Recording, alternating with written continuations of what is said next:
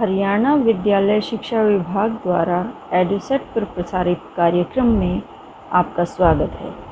हमारी आज की प्रस्तुति है 9वीं कक्षा के पाठ्यक्रम में संकलित व्याकरण विषय वर्तनी व्यवस्था। वर्तनी व्यवस्था के नियमों के बारे में बात करने से पहले हमारे लिए यह समझना बहुत ज़रूरी है कि वर्तनी होती क्या है या वर्तनी कहते किसे हैं। तो यह तो आप जानते ही हैं बच्चों कि हम अपने विचारों का आदान प्रदान दो प्रकार से करते हैं, बोलकर और लिखकर। बोलने के लिए मुख से निकली ध्वनियों का प्रयोग करते हैं और लिखने के लिए लिपि का। इस प्रकार भाषा की दोनों पद्धतियाँ स्वतंत्र रूप से कार्य करती हैं, किंतु लिखित रूप की एक विशेषता यह है कि यह भाषा के मौखिक रूप को सुरक्षित रखता है।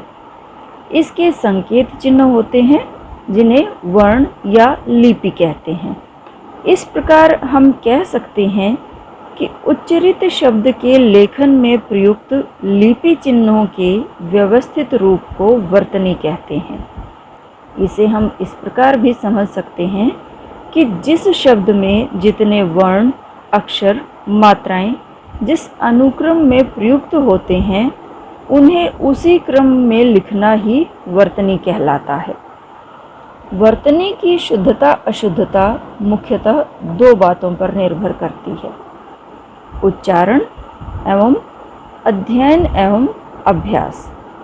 किसी भी शब्द की वर्तनी की शुद्धता अशुद्धता सर्वाधिक उसके उच्चारण पर ही निर्भर करती है।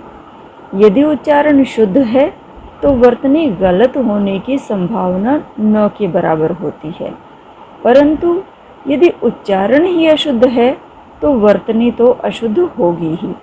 अतः यदि एकाग्रचित्त होकर अध्ययन किया जाए और प्रारंभ से ही शब्दों में वर्णों के क्रम पर ध्यान दिया जाए तो निश्चित रूप से निरंतर उनकी शुद्धता बढ़ती चली जाएगी। अब हम जानते हैं वर्तनी संबंधी कुछ विशेष जानकारियाँ।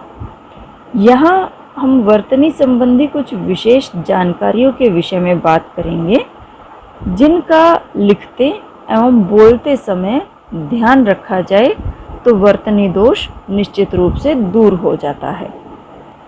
वर्तनी संबंधी विशेष जानकारियों के अंतर्गत सबसे पहले हम बात करेंगे बच्चों वर्णों की लिखावट में सावधानी के बारे में। वर्णों को लिखते समय किस प्रकार की सावधानी बरती जानी चाहिए इसके बारे में हम जानेंगे। कुछ वर्णों की लिखावट में सावधानी बहुत अधिक बरती जाने की ज़रूरत होती है। यदि इस ओर ध्यान नहीं दिया जाए तो दूसरों को पढ़ने में काफ़ी परेशानी हो सकती है। जैसे एक वर्ण हम लेते हैं ख। ख को कई बार र व की भांति लिख दिया जाता है जो कि नहीं लिखा जाना चाहिए। इससे इसकी वर्तनी के साथ साथ उच्चारण में भी गलती होती है और यह एक वर्ण न रहकर शब्द बन जाता है। यानी ख तो वर्णमाला का एक वर्ण है और अगर इसको यदि हम र और व की तरह अलग अलग करके लिख देंगे तो यह रव बन जाएगा जिसका अर्थ होता है दाना। तो इसलिए ख में जो र और व को इकट्ठा करके लिखा जाना चाहिए, ना कि अलग अलग करके। तो एक तो इस वर्ण को लिखते समय बहुत अधिक सावधानी बरती जानी चाहिए। दूसरे हम बात करते हैं क वर्ग के चौथे वर्ण घ की और त वर्ग के ही चौथे वर्ण ध की। दोनों की लिखावट में आप देखोगे कि काफ़ी हद तक समानता है। केवल इतना ही अंतर है कि जो त वर्ग का व्यंजन है ध वह आगे से गोलाई लिए हुए होता है, थोड़ा सा मुड़ा हुआ होता है। तो इनके लेखन में हमें किस प्रकार की सावधानी रखनी चाहिए वह हम देखते हैं। क वर्ग के वर्ण घ पर पूरी शिरोरेखा होती है आप ध्यानपूर्वक देखें बच्चों कि इसके ऊपर पूरी शिरोरेखा होती है, जबकि त वर्गीय व्यंजन ध पर पूरी शिरोरेखा नहीं होती है। इसका जो गोलाकार भाग होता है और उसके और शिरोरेखा के बीच में रिक्त स्थान रहता है और शिरोरेखा केवल खड़ी पाई के ऊपर लगती है। जैसे कुछ शब्द हम देखते हैं, जैसे घर, धर, घड़ी, धड़ी, घन, धन। आप दोनों ही जो ये हमने जोड़े बनाए हैं, घर धर का, घड़ी धड़ी का, वही वर्ण है, लेकिन घ और ध में अंतर है। इनसे इन शब्दों के लेखन में तो अंतर है ही है, लेकिन साथ ही साथ इनके अर्थ में भी अंतर है।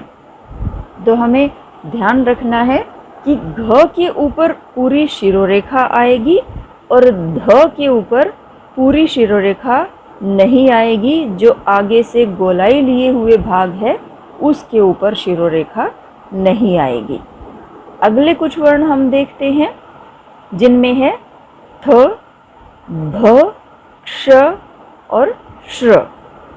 इनकी लिखावट में भी जिस तरह से हमने ध में देखा था कि जो ध का आगे से गोलाई लिए हुए भाग है उसके ऊपर शिरोरेखा नहीं लगती है, उसी प्रकार त वर्गीय व्यंजन थ, प वर्गीय व्यंजन भ, संयुक्त व्यंजन क्ष और श्र, इनमें भी आप देखोगे कि इनका ऊपरी अगला जो भाग है वह गोलाई लिए हुए है, तो इनमें भी उस गोलाई लिए हुए भाग के ऊपर शिरोरेखा नहीं लगेगी। थ पर पूरी शिरोरेखा लगाने से यह किसके जैसा आभास देगा? य के जैसा आभास देगा। और भ के ऊपर मान लीजिए अगर पूरी शिरोरेखा लगा देते हैं और भ का आगे से जो गोल भाग मुड़ा हुआ होता है वो कम मुड़ा हुआ हो, तो इसमें म का भ्रम उत्पन्न हो जाता है। तो इसलिए हम इनके ऊपर पूरे के ऊपर शिरोरेखा नहीं लगाते। जो आगे से गोलाई लिए हुए भाग होता है उसको छोड़ दिया जाता है, अर्थात उसके ऊपर शिरोरेखा नहीं लगती।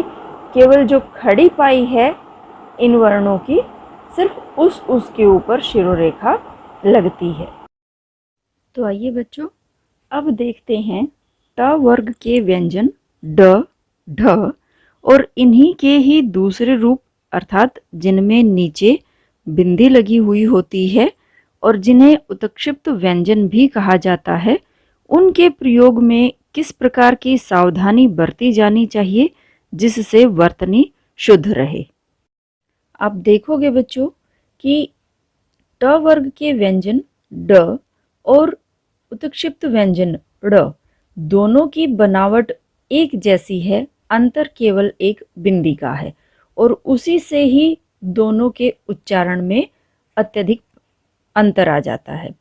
तो हम देखेंगे कि किस व्यंजन का प्रयोग कहाँ पर होगा ताकि हम अपनी वर्तनी को सुधार सकें, उसे शुद्ध रख सकें। तो जो हमारा ट वर्ग का व्यंजन है ड, वह शब्द की शुरुआत में, मध्य में, अंत में कहीं भी हो सकता है, लेकिन जो उत्क्षिप्त व्यंजन है ड़, वह शब्द की शुरुआत में नहीं होगा, मध्य या अंत कहीं भी हो सकता है। जैसे हम कुछ उदाहरण देखें, ड के उदाहरण देखते हैं, डरना, डगमग, अडिग आदि। और उसी प्रकार ड़ के उदाहरण जो उत्क्षिप्त व्यंजन है उसके उदाहरण हम देखते हैं, कपड़ा, पकड़, सड़क आदि। ड और ड़ की बनावट जैसा ही एक और व्यंजन भी आपने देखा होगा बच्चों, वह है क वर्ग का पंचम वर्ण ऊं। बिल्कुल एक जैसी ही बनावट है और आप अंतर देखोगे, ड के नीचे या दाईं तरफ कोई बिंदी नहीं है, ड़ के नीचे एक बिंदी होती है और अंग के दाईं तरफ एक बिंदी होती है। उसी से ही तीनों के उच्चारण स्थान, उच्चारण में बहुत अधिक अंतर आ जाता है।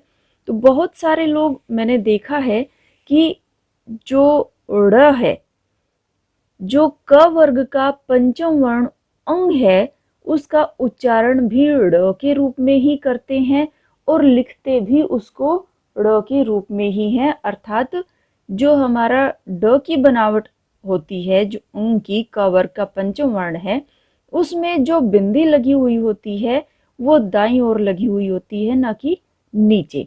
तो इस बात का विशेष ध्यान रखना है कि जिस डो के जिस रूप में बिंदी नीचे लगी हुई है वह उत्क्षिप्त व्यंजन है ड़, और जिसमें बिंदी दाईं ओर लगी हुई है वह क वर्ग का पंचम वर्ण होता है अंग। तो इन तीनों के ही प्रयोग में सावधानी बरती जानी चाहिए, ध्यान रखना चाहिए कि कौन सा वर्ण कहाँ पर आएगा। अब हम देखते हैं ढ और उत्क्षिप्त व्यंजन ढ को।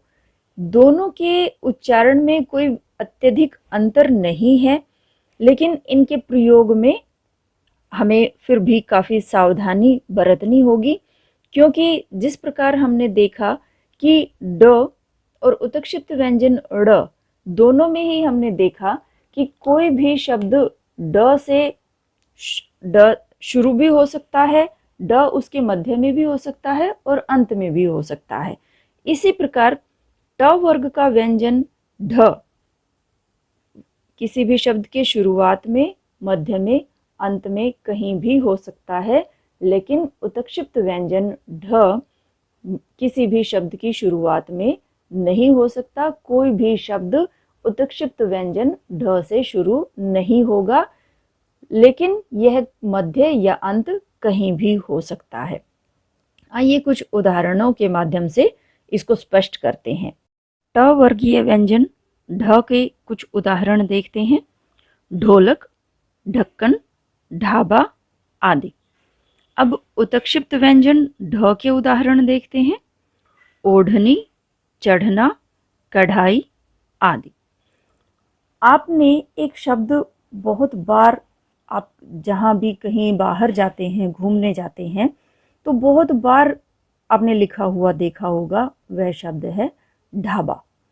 और इसके बारे में मैं आपको एक बात बताना चाहूँगी बच्चों कि जैसा कि मैं बता चुकी हूँ कि जो हमारा उत्क्षिप्त व्यंजन है ढ, वह शब्द की शुरुआत में नहीं होगा, मध्य या अंत कहीं भी हो सकता है। लेकिन जहाँ पर भी आपने ढाबा शब्द लिखा हुआ देखा होगा, आपने देखा होगा कि उस ढ के नीचे बिंदी लगी हुई होती है, तो वह व्याकरणिक दृष्टि से गलत होता है। जब हम बात कर ही चुके हैं कि उत्क्षिप्त व्यंजन से कोई भी शब्द शुरू नहीं होता है, तो वह वर्तनी बिल्कुल अशुद्ध होती है। अब हम देखेंगे बच्चों ह्रस्व और दीर्घ ई की मात्रा के प्रयोग के बारे में। जिन शब्दों के अंत में दीर्घ ई या उसकी मात्रा हो, तो उसका बहुवचन बनाते समय ह्रस्व ई या उसकी मात्रा हो जाएगी। ध्यान देना है कि जिस शब्द के अंत में दीर्घ ई या उसकी मात्रा हो, तो जब हम उसका बहुवचन बनाएंगे तो उस समय जिस या तो दीर्घ ई है तो वह ह्रस्व ई हो जाएगी, और यदि दीर्घ ई की मात्रा किसी व्यंजन के ऊपर लगी हुई है तो वह बहुवचन बनाते समय ह्रस्व ई की मात्रा के रूप में बदल जाएगी। कुछ उदाहरणों के माध्यम से इसको हम स्पष्ट करने का प्रयास करते हैं। जैसे एक उदाहरण है मिठाई। यहाँ पर अंत में आप देखेंगे मिठाई शब्द के अंत में ई अपने मूल रूप में है, अर्थात दीर्घ ई यहाँ पर लगा हुआ है, न कि उसकी मात्रा लगी हुई है। तो जब हम इसका बहुवचन बनाएंगे तो यह हो जाएगा मिठाइयाँ, और आप इसमें देखेंगे कि यहाँ मिठाइयाँ शब्द में जो ई है वह ह्रस्व ई है, यहाँ दीर्घ ई नहीं है। इसी प्रकार एक और शब्द है दवाई। इसके भी अंत में दीर्घ ई है, न कि उसकी मात्रा। तो जब हम इसका बहुवचन बना रहे हैं दवाइयाँ, तो यहाँ पर भी ई ह्रस्व होगी, लेकिन आप देखोगे कि दोनों ही शब्द जब भी आप कहीं पर लिखा हुआ देखते हैं, किसी मिठाई की दुकान पर या किसी दवाई की दुकान पर, तो उनमें ह्रस्व ई की अपेक्षा दीर्घ ई का ही प्रयोग होता है, जो कि गलत होता है। इसी प्रकार से अंत में हम दीर्घ ई की मात्रा युक्त कुछ हम शब्द देखते हैं, जैसे लड़की। यहाँ पर क व्यंजन में दीर्घ ई की मात्रा का प्रयोग है, तो जब हम इससे बहुवचन बनाएंगे तो क्या बनेगा? लड़कियां। और आप यहाँ देख रहे हैं कि क पे ह्रस्व ई की मात्रा हो गई है। इसी प्रकार एक और उदाहरण देखते हैं, कुर्सी।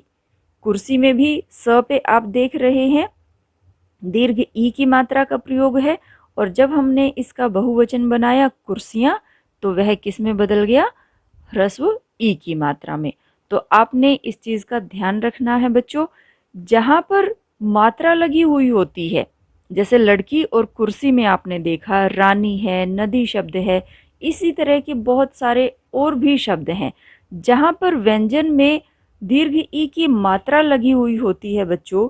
अक्सर मैंने देखा है कि आप उसका जब बहुवचन बनाते हैं तो वह तो ठीक होता है, आप उसकी मात्रा को ह्रस्व ई की मात्रा में बदल देते हैं, लेकिन जहाँ पर ई अपने मूल रूप में होता है, जैसे मिठाई और दवाई में है, यहाँ पर दीर्घ ई है, लेकिन जब इससे बहुवचन बनाते हैं तो आप लोग भी इसमें अक्सर गलतियां कर देते हो कि ह्रस्व ई की ह्रस्व ई ही रख देते हो।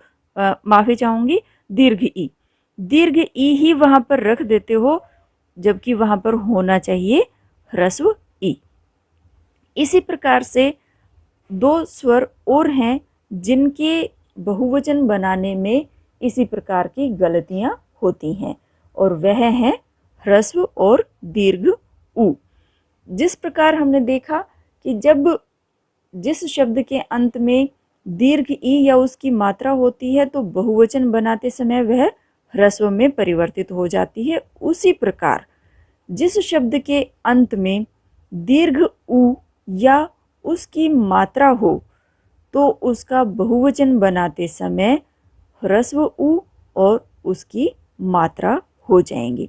ध्यान देना है बच्चों, जिस शब्द के अंत में दीर्घ उ या उसकी मात्रा हो तो उसका बहुवचन बनाते समय वह ह्रस्व उ या उसकी मात्रा में बदल जाएंगी। आइए कुछ उदाहरणों के माध्यम से इसे हम समझते हैं। एक शब्द हमने लिया है गऊ। यहाँ पर आप देख रहे हैं कि गऊ के अंत में दीर्घ उ लिखा हुआ है, और जब हम इसका बहुवचन बनाएंगे गऊओं, तो यह दीर्घ उ ह्रस्व उ में बदल जाएगा, और आप देखोगे कि गऊओं में उ जो है ह्रस्व उ है, न कि दीर्घ उ। इसी प्रकार से एक अन्य उदाहरण हम देखते हैं, लट्टू। यहाँ आप देख रहे हैं ट में दीर्घ उ की मात्रा है, जब हम इसका बहुवचन बना रहे हैं लट्टुओं, तो यह ट में ह्रस्व उ की मात्रा लग जाएगी, लट्टुओं बन जाएगा। वधु, वधु में भी आपने देखा ध में दीर्घ उ की मात्रा है, वधु से बहुवचन बनेगा वधुएं, और ध में मात्रा हो जाएगी ह्रस्व उ की। बहु, ह में दीर्घ उ की मात्रा है, लेकिन जब हमने इसका बहुवचन बनाया बहुएं, तो यह ह में ह्रस्व उ की मात्रा हो गई।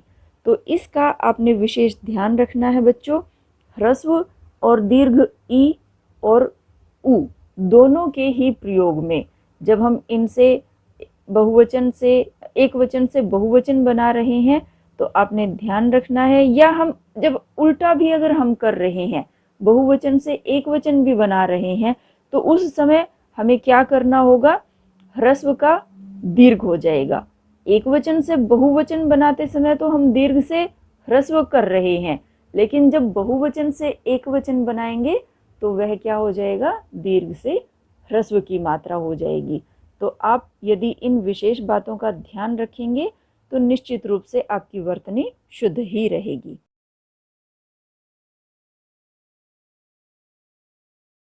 अब हम बात करेंगे बच्चों की और की के प्रयोग के बारे में। की यानी जिसमें ह्रस्व ई की मात्रा है और की जिसमें दीर्घ ई की मात्रा है। अक्सर यह देखने में आता है कि जहाँ पर क में ह्रस्व ई की मात्रा की का प्रयोग होना चाहिए, वहाँ पर भी की का प्रयोग मिलता है। तो देखते हैं कि दोनों का प्रयोग कहाँ पर किस प्रकार किया जाना चाहिए। पहले मैं बात कर रही हूँ क में ह्रस्व ई की मात्रा अर्थात की के प्रयोग के बारे में। यह जो शब्द है बच्चों, यह दो वाक्यों को जोड़ने का कार्य करता है अर्थात योजक का कार्य करता है। दो अलग अलग वाक्यों को जोड़कर एक करने का काम करता है। जैसे उसने कहा था कि वह आज दुकान पर जाएगा। यह मेरी पुस्तक है न कि तुम्हारी। तो यहाँ आपने देखा कि क में ह्रस्व ई की मात्रा का हमने प्रयोग किया है और यहाँ यह की दो अलग अलग वाक्यों को जोड़ने का कार्य कर रहा है। तो इस बात को आपने समझना है कि क में ह्रस्व ई की मात्रा युक्त शब्द कहाँ पर आएगा। जब दो वाक्यों को वह जोड़ने का कार्य कर रहा होगा तो वहां पर की का प्रयोग होगा। और अब हम देखते हैं कि की यानी क में दीर्घ ई की मात्रा युक्त शब्द का प्रयोग कहाँ कहाँ पर होता है। इसका प्रयोग दो रूपों में होता है बच्चों। पहला, यह दो पदों के बीच संबंध दर्शाने में। कैसे? आइए हम कुछ उदाहरणों के माध्यम से इसको देखते हैं कि किस प्रकार यह दो पदों के बीच में संबंध दर्शाने में काम आता है। रानी की बहन पढ़ने में तेज है। तो यहाँ आपने देखा कि रानी और बहन दो शब्दों के बीच में यह आया है। तो यहाँ पर यह बता रहा है कि बहन किसकी है? रानी की, जो पढ़ने में तेज है। तो यह रानी और बहन शब्द में संबंध दिखा रहा है कि रानी की बहन पढ़ने में तेज है। एक और उदाहरण देखते हैं। मेरे कान की बाली गुम हो गई है। तो बाली कैसी है? कान की बाली है। तो यहाँ कान और बाली में संबंध दर्शाया जा रहा है कि कान की बाली गुम हो गई है। तो यहाँ पर जो क में दीर्घ ई की मात्रा युक्त की है, उसका प्रयोग मैंने बात की कि दो रूपों में उसका प्रयोग होता है। पहले हम रूप की बात कर रहे हैं कि वह दो पदों के बीच में संबंध दर्शाने में उसका प्रयोग होता है। अब हम उसका दूसरा प्रयोग देखते हैं कि किस रूप में होता है।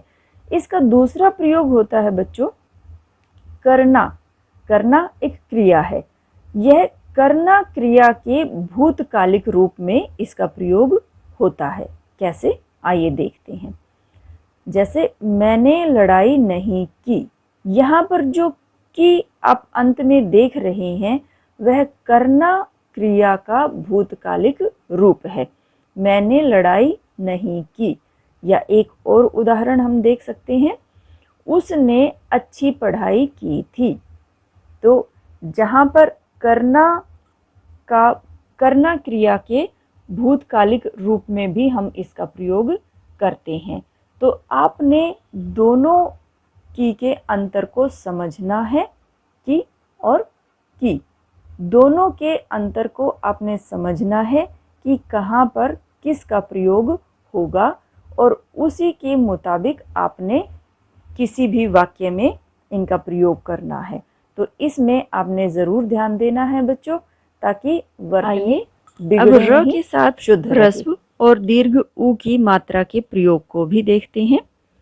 र के साथ ह्रस्व ऊ की मात्रा लगने पर इस प्रकार और दीर्घ ऊ की मात्रा लगने पर इस प्रकार र का रूप दिखाई देगा।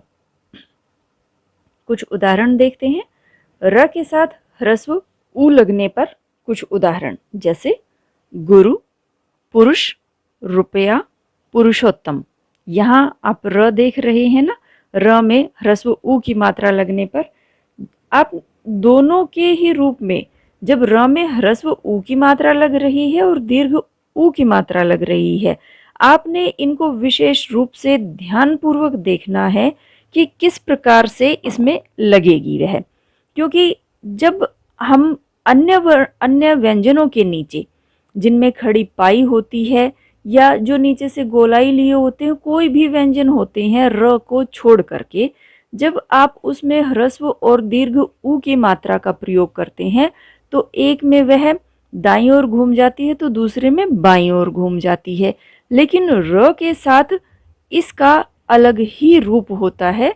तो इसीलिए आपसे कह रही हूं कि उसको आपने ध्यान से देखना है। अब देखते हैं र के साथ दीर्घ ऊ की मात्रा लगने पर कैसा रूप होता है और कुछ उदाहरण देखते हैं, जैसे रुद्र, जरूर, रूठना आदि।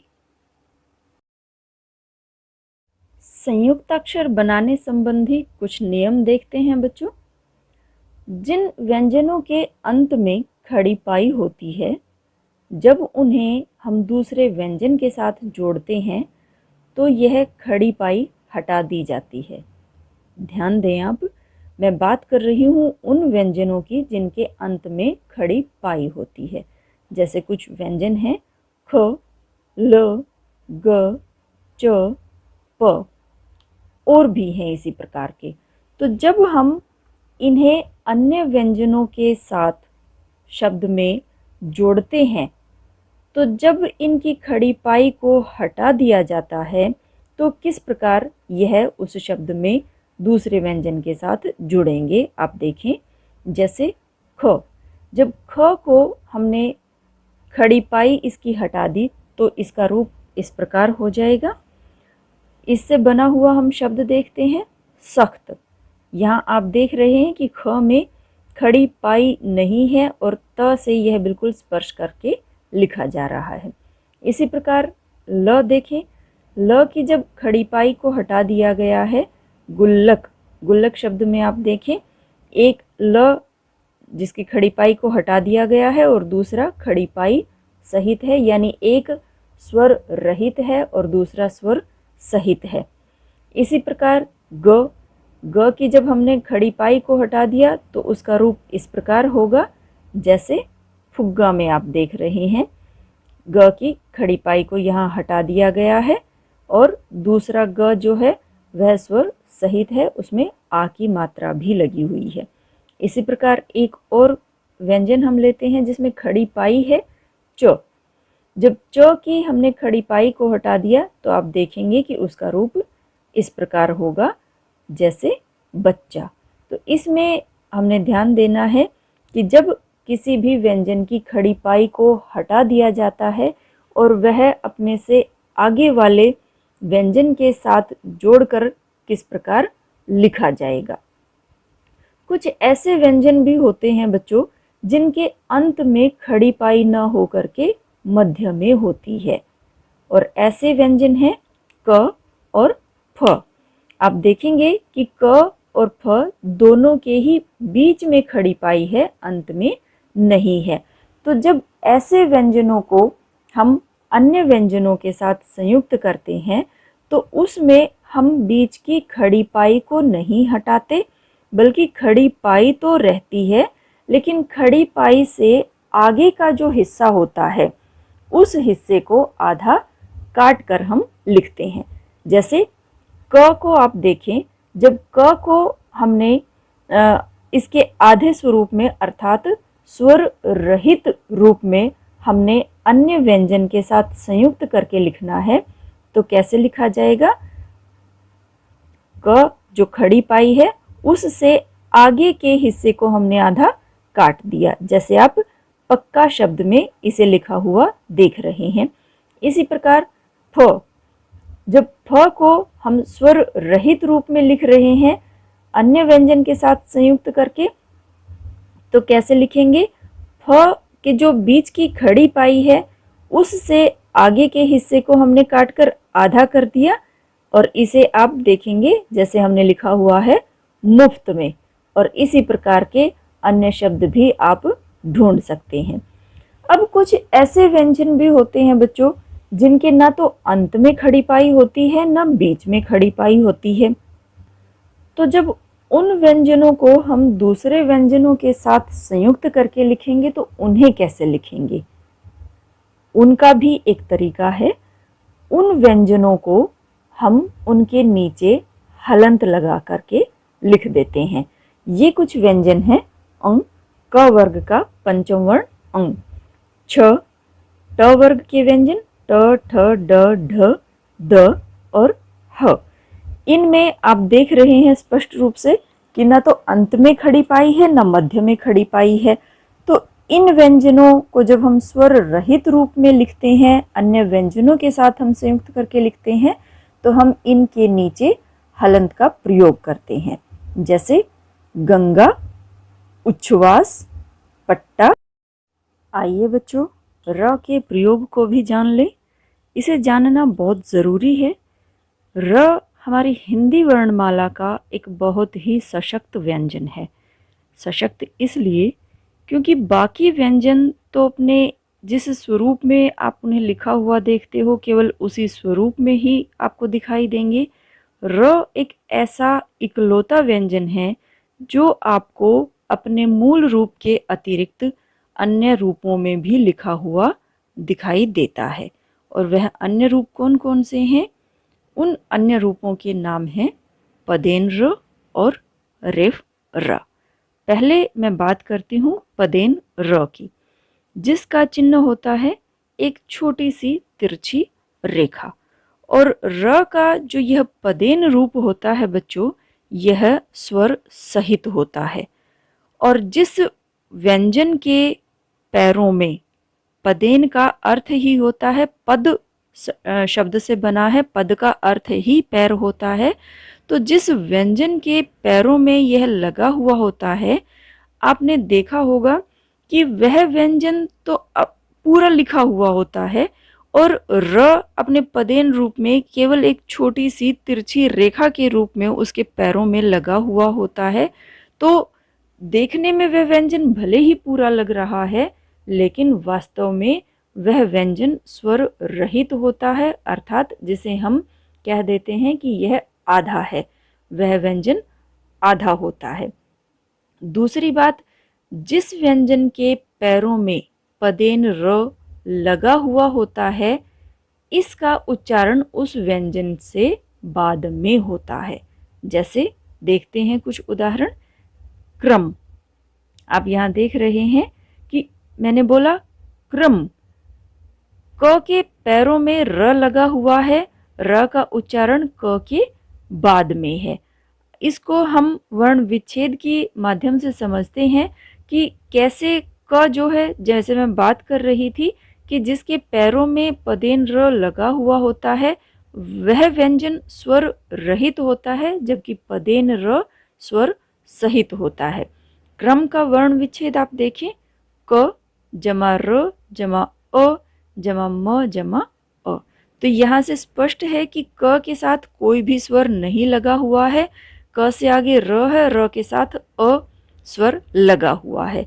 एक और उदाहरण देख लेते हैं। चक्र, च जमा अ, च बन गया क्र, चक्र। फिर क जमा र जमा अ। यहाँ भी आप देख रहे हैं कि क के साथ कोई भी स्वर नहीं है। तो यहाँ से यह बात स्पष्ट हो जाती है कि पदेन र स्वर सहित होता है और जिसके पैरों में यह लगा होता है वह स्वर रहित होता है। और एक और विशेष बात, यह शब्द के प्रारंभ, मध्य और अंत कहीं भी प्रयुक्त हो सकता है। ट वर्ग के व्यंजनों के साथ पदेन र का प्रयोग थोड़ा सा अलग तरीके से होता है। बाकी व्यंजनों में तो पदेन र लगाने के लिए कोई ना कोई कोना ऐसा बन जाता है कि जहाँ पर हम र का प्रयोग कर देते हैं। लेकिन ट वर्ग में आप देखेंगे कि सभी जो वर्ण हैं ट, ठ, ड, ढ, सभी वर्ण नीचे से गोलाई लिए हुए होते हैं। तो ट वर्ग के व्यंजनों के साथ पदेन र हम इस प्रकार लिखते हैं जैसे अंग्रेजी का अक्षर वी होता है, उसको हम उल्टा लिख दें। इस प्रकार ट वर्ग के व्यंजनों के साथ पदेन र का प्रयोग होता है। जैसे आप देखें, ट्रक, ट जमा र जमा अ जमा क जमा अ।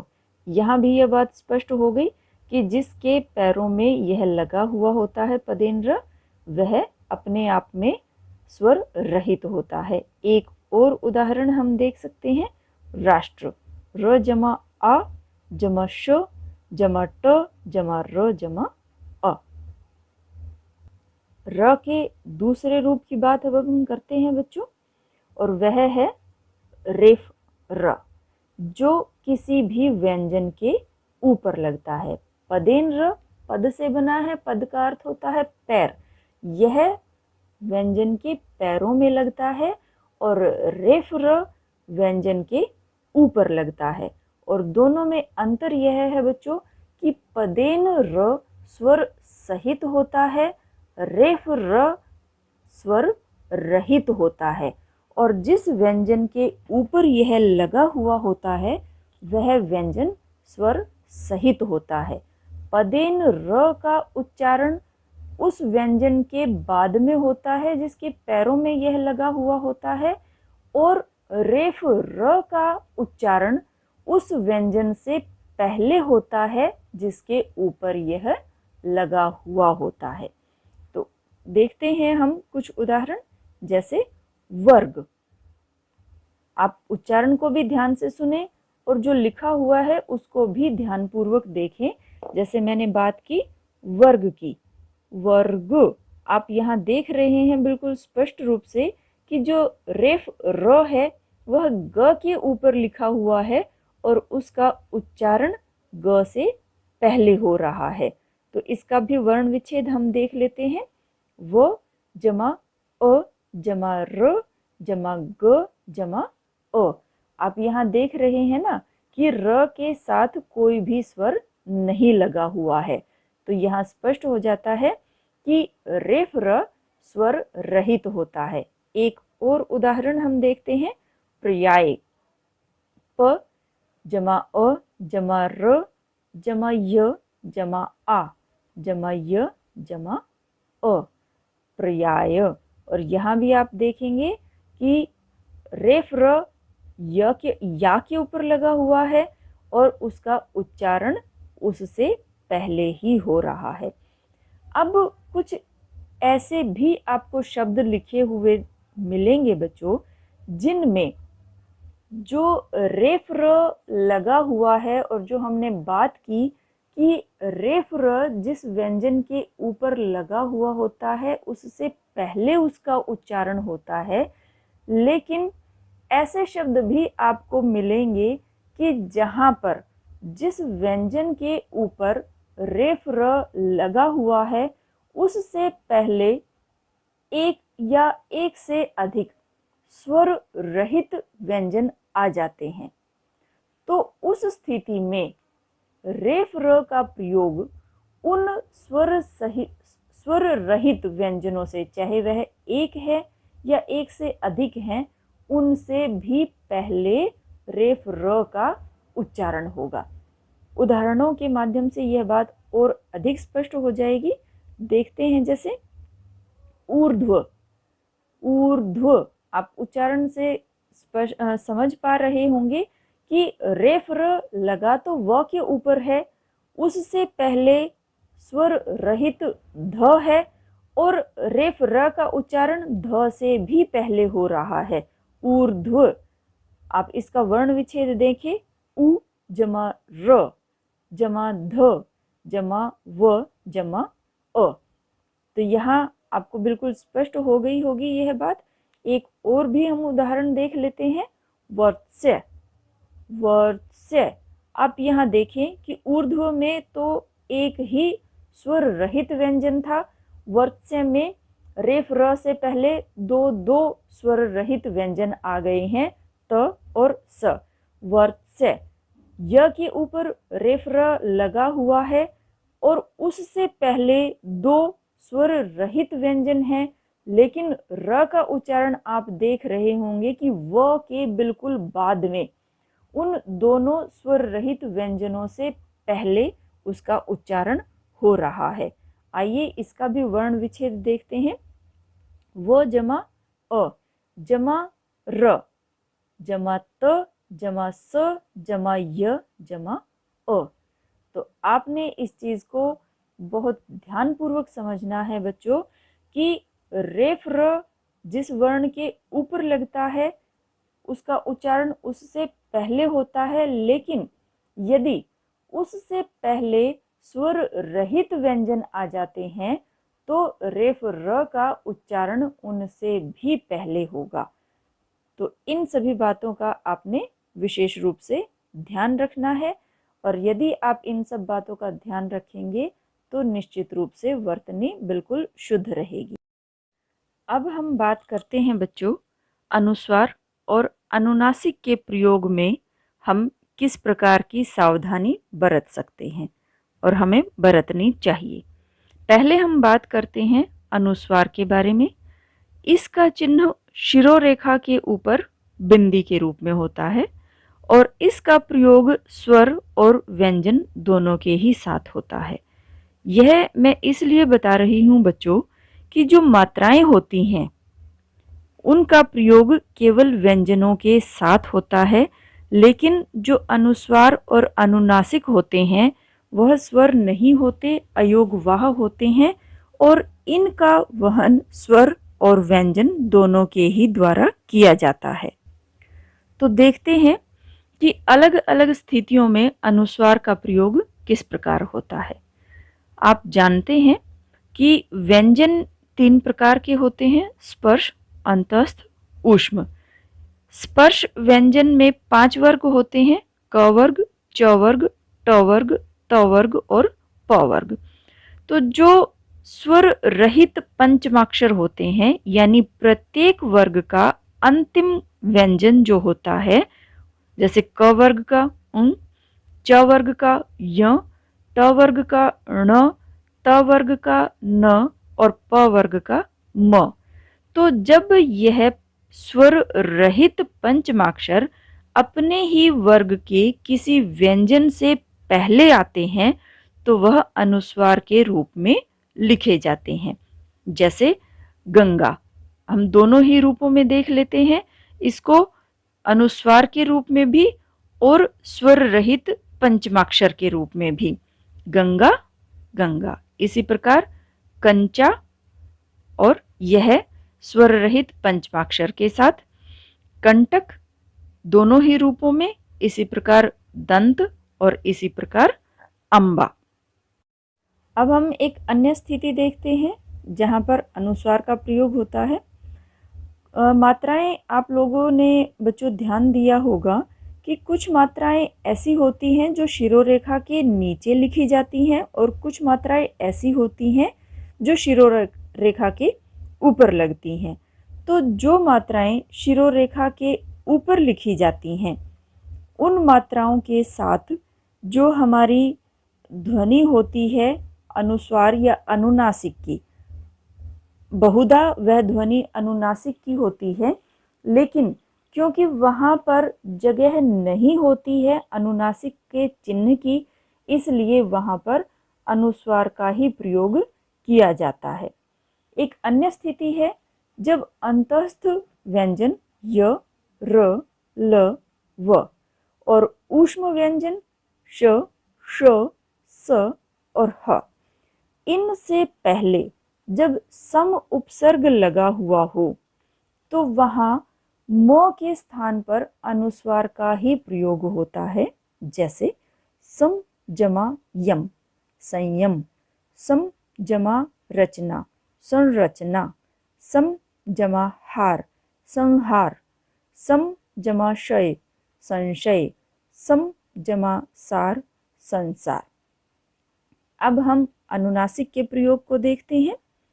इसका चिन्ह होता है शिरोरेखा के ऊपर चंद्र बिंदु और इसका वहन भी स्वर और व्यंजन दोनों के ही द्वारा किया जाता है। इसका प्रयोग सामान्यतया शिरोरेखा के नीचे लिखी जाने वाली मात्राओं के साथ होता है। जैसा कि मैं पहले भी बात कर चुकी हूँ, अनुस्वार के जब प्रयोग की हम बात कर रहे थे कि शिरोरेखा के ऊपर जो मात्राएं लिखी जाती हैं उनके साथ आमतौर पर अनुनासिक ही होता है, लेकिन स्थान की कमी के कारण वहाँ पर हम अनुस्वार की बिंदी का प्रयोग करते हैं, अनुस्वार का प्रयोग करते हैं। और जो शब्द जिनमें शिरोरेखा के नीचे मात्राएं होती हैं, यह आवश्यक नहीं है कि हर स्थान पर ही अनुनासिक का प्रयोग होगा। हमने उच्चारण को विशेष रूप से ध्यान में रखना है। जैसा कि जब हमने अध्याय की शुरुआत की थी तो मैंने बताया था कि मुख्यतः उच्चारण और अध्ययन के ऊपर निर्भर करती है वर्तनी की शुद्धता अशुद्धता। तो उच्चारण को आपने सबसे अधिक ध्यान में रखना है कि भले ही शिरोरेखा से नीचे मात्रा लगी हुई है, लेकिन यह आवश्यक नहीं है कि हर स्थान पर ही अनुनासिक का प्रयोग होगा। उच्चारण को यदि आप ध्यान में रखेंगे तो आप भली भांति समझ पाएंगे कि वहाँ पर अनुनासिक का प्रयोग होगा या अनुस्वार का। तो शिरोरेखा से नीचे लगने वाली मात्राओं में जहाँ पर अनुनासिक का प्रयोग हो रहा है, ऐसे कुछ उदाहरण देखते हैं, जैसे ऊंचा, पूंछ, आंगन आदि। तो आशा करती हूँ प्यारे बच्चों, आपने वर्तनी के इन नियमों को ध्यानपूर्वक देखा, सुना और पढ़ा होगा। यदि आप इन सभी नियमों को ध्यान में रखकर लिखेंगे तो आपके शब्दों की वर्तनी निश्चित रूप से शुद्ध मिलेगी। एक नए विषय के साथ अगली वीडियो में आपसे फिर मुलाकात होगी। तब तक के लिए इंतज़ार कीजिए। धन्यवाद।